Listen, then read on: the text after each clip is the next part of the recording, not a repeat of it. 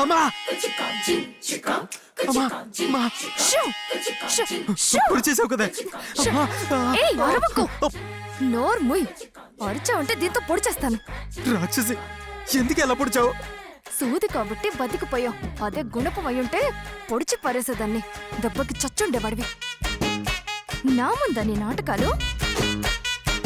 నువ్విదంతా కావాలనే చేసావని నాకు తెలుసు. ఇంకొకసారి మళ్ళీ ఇలాంటి పిచ్చి పిచ్చి వేషాలు వేసావనుకో, దీంతోనే మోటార్ చేసేస్తాను. రాక్షసి, భర్తని ఇలా హింసించడం మహాపాపమే. చేప పిల్లరా, ఏదో ఒక రోజు నీ పాపం పడి నా చేతికి దొరుకుతా చూడు, అప్పుడు చెప్తా నీ సంగతి. అప్పుడు చెప్తా. ఏయ్, నోరు మూసుకో. పటాకే పటాకే చెయ్యి పడిందో ఎట్టాగే, చల్ చల్లా కొంచెం జాగ్రత్తగా ఉంటవే. పటాకే చెయ్యి పడిందో కుట్టు. ఎట్టాగే. కుట్టు.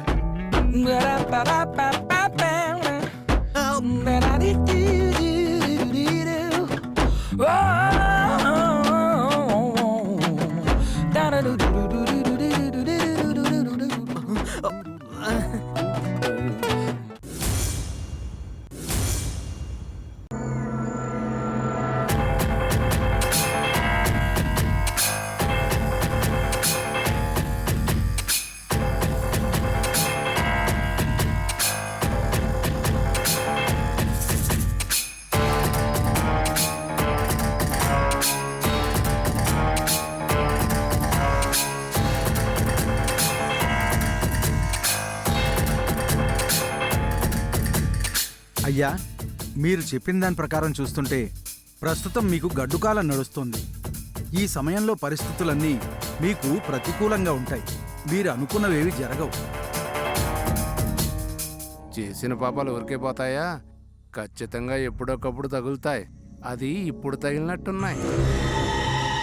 మరి దీనికి పరిష్కారం ఏముంది?